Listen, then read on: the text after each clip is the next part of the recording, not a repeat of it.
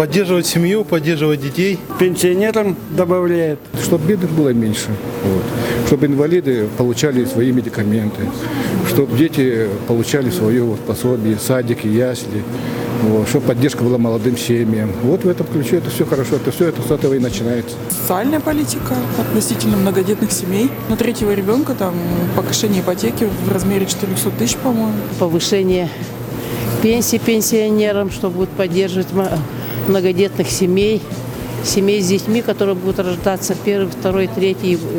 Дети будут получать ежемесячную доплату хорошую. Вот это мне очень понравилось. Для молодежи, которая только что закончила университет, это будет большим стимулом.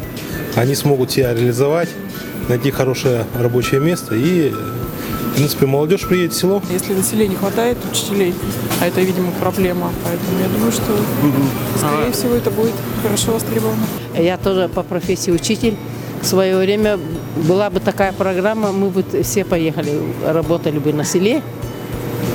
И вот эта программа очень хорошая, как и земский доктор. В деревне всегда нужны люди с хорошим обучением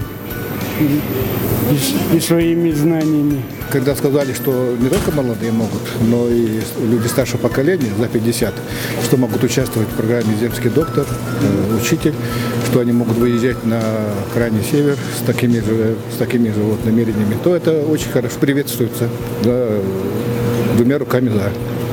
Чтобы и среднее поколение, и старшее поколение, чтобы выезжали, работали на благо Родины.